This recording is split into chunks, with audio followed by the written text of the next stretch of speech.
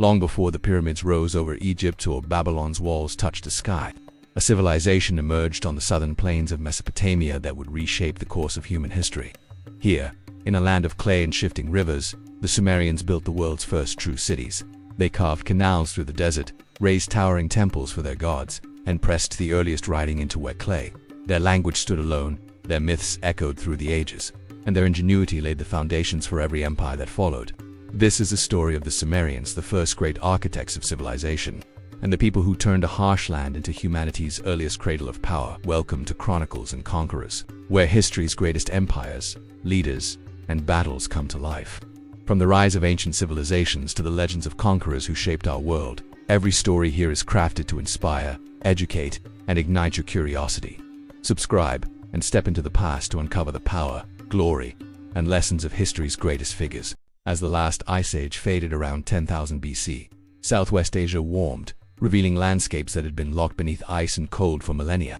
In the hills and plains near the twin rivers of the Tigris and Euphrates, hunter-gatherer bands made a quiet but profound discovery: wild grains, wheat and barley growing in thick clusters. For countless generations, their lives had followed the rhythm of migration. They moved with the seasons, pursued game, and carried only what they could. But the new climate brought consistency, and food began appearing in predictable places. Slowly, for reasons they could not fully articulate, they stayed. Small clusters of round huts appeared in sites such as Tel Mirabet and Abu Huraira. The people still hunted gazelle and gathered nut and plants. But for the first time, they returned to the same location year after year. Then came a settlement unlike anything the world had seen before: Jericho. Around 9000 BC, the people of Jericho built stone walls, the earliest known defensive structures in human history, and erected a towering stone structure, whose purpose remains debated even today. It marked a turning point. Humanity was learning to build, protect, and organize collectively. Far to the north, another settlement rose, Uruk, in Anatolia, with tightly packed mud brick homes pressed together without streets. The people of this dense urban mound moved across flat rooftops like ants through a hive, climbing into their homes through openings in the ceiling. These proto-towns hinted at a future no one could yet imagine. Meanwhile, an even greater transformation began silently in the field. Early farmers started selecting plants with larger seeds, sturdier stalks, and husks that clung tightly rather than scattering in the wind. Over countless generations, wild grasses changed, they became wheat. The same slow domestication unfolded among animals. Aurochs, the massive and dangerous ancestors of modern cattle, were gradually tamed. Sheep, goats, and pigs followed. Humanity had stepped into a new era, the agricultural revolution. With crops came surplus, and with surplus came specialization. Not everyone needed to till the earth. New crafts and professions took shape: potters, weavers, toolmakers, and traders. Around the 6th millennium BC, pottery emerged: light, durable, waterproof containers that transformed food storage and cooking. At the same time, the rivers of Mesopotamia offered opportunity and challenge. The lowlands of the southern plains held rich silt, but received very little rainfall to survive. People carved canals and channels, guiding river water into their fields. This was the birth of irrigated agriculture. Such systems demanded planning, leadership, and cooperation on a scale never seen before. By 5000 BC, many villages expanded into larger communities, precursors to the great cities of Sumer. As farming intensified, so did uncertainty. Floods, droughts, storms, and shifting river courses threatened survival. People personified these forces as gods, seeking meaning in chaos. Small shrines grew into larger temples, built on raised platforms. Priests emerged as interpreters of divine will, mediators between the natural world and the supernatural forces believed to control it. Temples stored grain, redistributed goods, and oversaw labor. Power shifted from loosely organized communities to increasingly hierarchical societies led by elites. By 6000 BC, copper jewelry and tools appeared across the region. A millennium later, metalworkers discovered bronze, an alloy stronger than any material they had previously used. Trade expanded across continents. Obsidian traveled from Anatolia, lapis lazuli from Afghanistan, seashells from the Persian Gulf. The ancient world was becoming interconnected. Around 3500 BC, administrators began using clay tokens to track goods, wheat, livestock, textiles. Over time, these tokens were pressed into wet clay to record transactions. Pictures evolved into symbols, and symbols into representations of spoken sounds. Humanity had invented writing, cuneiform. With it came memory across generations, the ability to record laws, stories, trade, and the rhythms of daily life. By the end of the 4th millennium BC, the world had transformed. Cities rose, temples dominated skylines, structured leadership social hierarchy, long-distance trade, and writing had reshaped civilization. Everything was in place for the birth of something monumental. In the southernmost plains, where the rivers met the sea, the world's first true civilization emerged, Sumer. However, southern Mesopotamia was never a gentle homeland. The twin rivers brought life but also destruction, flooding unpredictably and shifting courses without warning. The land lacked stone and timber, offering only clay, reeds, and fertile soil. For centuries, the Ubaid and Uruk cultures built early temples, irrigation canals, and some of the first large settlements. Then, in the late 4th millennium BC, a new language and culture appeared, Sumerian. Its origins remain one of history's great mysteries. Their language has no known relatives. Even the names of older settlements, Nippur, Lagash, come from earlier cultures, suggesting that Sumerian speakers either arrived later or emerged from a complex cultural blending. Their own traditions claimed they had crossed the sea from a sacred place called Dilmun, modern Bahrain, though archaeology shows Sumerians lived in Mesopotamia long before Dilmun became a hub of trade. Other theories imagine origins in Anatolia, the Iranian plateau, Central Asia, or the Indus region, but the truth remains elusive. What is certain is that, wherever they came from, the Sumerians transformed the land as no people had before. Between 3500 and 3000 BC, small farming villages grew into city-states, the earliest in human history. Population density surged, specialized professions flourished. Farmers, herders, craftsmen, merchants, administrators, scribes, and soldiers made up a complex tapestry of society. Massive irrigation projects fueled this explosion of urban life. The Sumerians engineered vast networks of canals, levees, basins, and dikes, sometimes spanning areas comparable to the boroughs of modern New York City. Managing these enormous systems required organization and authority. Thousands of laborers worked under coordinated leadership. From this effort rose powerful elites and centralized urban administration. The age of cities had begun. Across southern Mesopotamia, dozens of city-states emerged: Uruk, Ur, Lagash, Kish, Nippur, and more. Each was dedicated to a patron god and overseen by an official known as the Ensi, a figure who blended the roles of high priest, administrator, judge, and civic leader. The Ensi supervised temple wealth, waterworks, agriculture, taxes, and public projects, working alongside councils of elders and citizen assemblies. Yet during times of conflict, a different leader took command: the Lugal, the big man, a temporary war chief. Over time, as warfare grew more frequent, these temporary positions became permanent. Kingship emerged, and monarchy took its place at the heart of Sumerian politics, an early model that future Mesopotamian empires would inherit.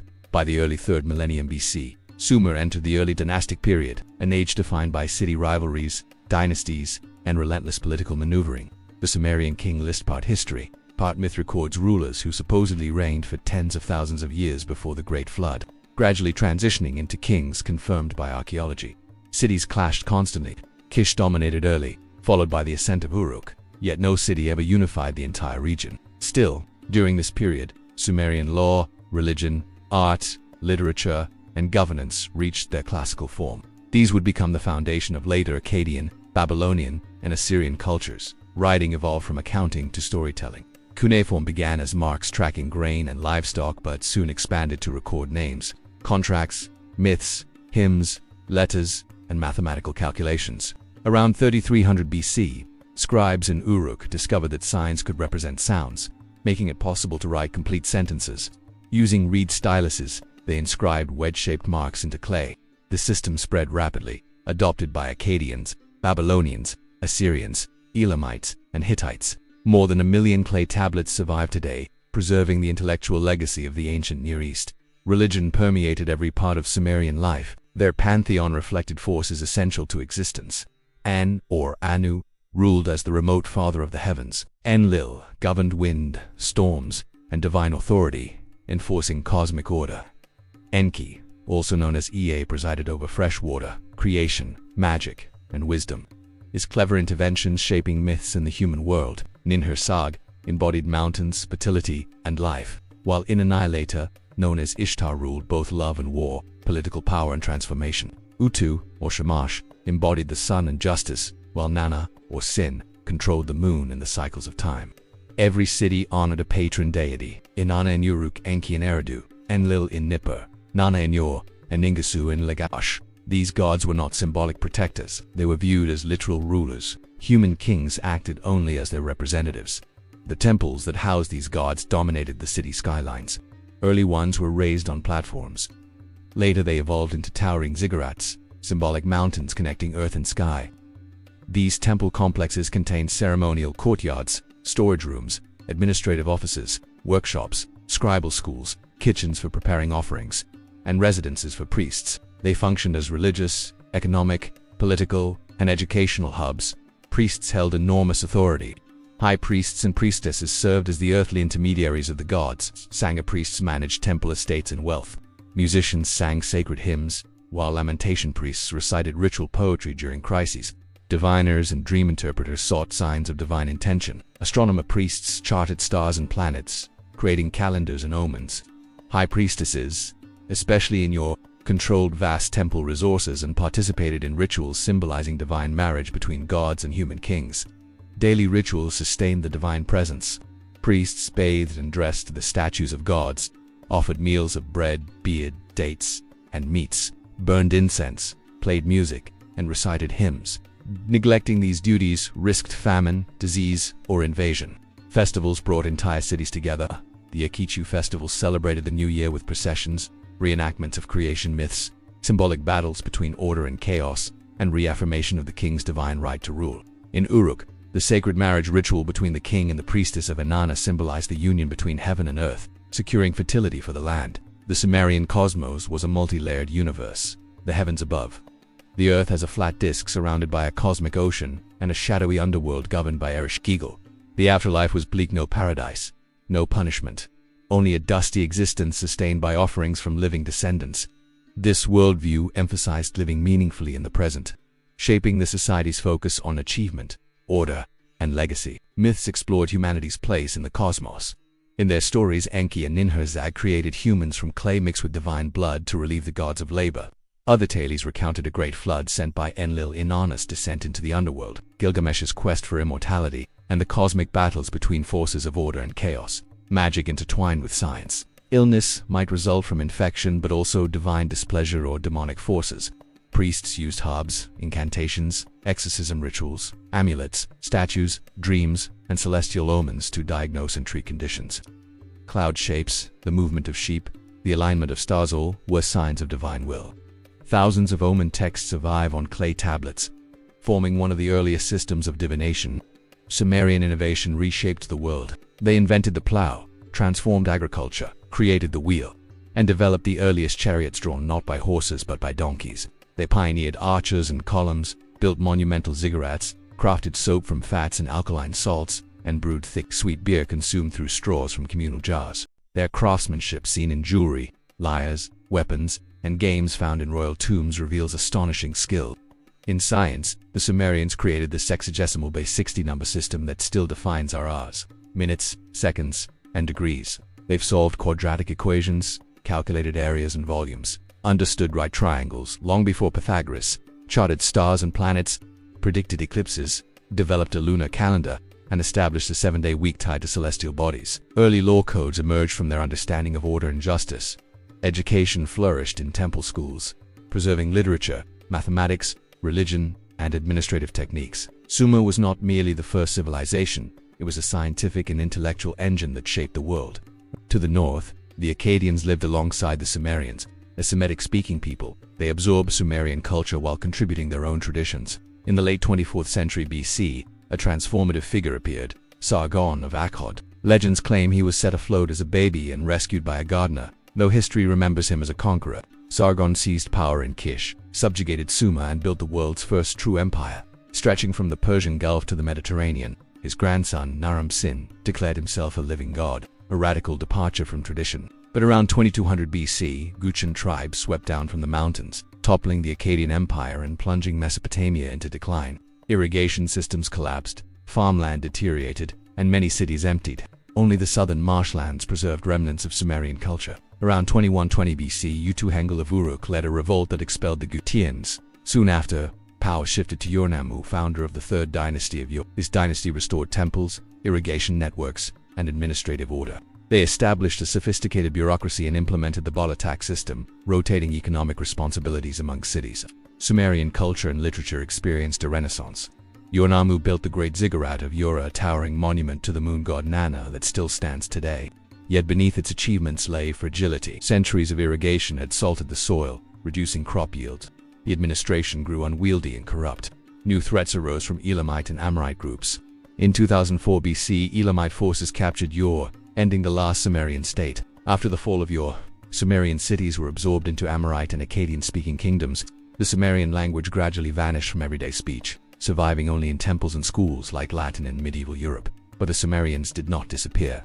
Their innovations, writing, mathematics, law, urban planning, religion, architecture, astronomy, and literature shaped every civilization that followed in Mesopotamia, through Babylon, Assyria, Persia, and beyond. Their legacy spread across the ancient world and into the foundations of the modern one. This has been the rise and fall of the Sumerians, the world's earliest civilization and one of its most influential. If you enjoyed this journey into our ancient past, make sure to like, subscribe, and join us again as we uncover more empires, leaders, and civilizations that shaped our world.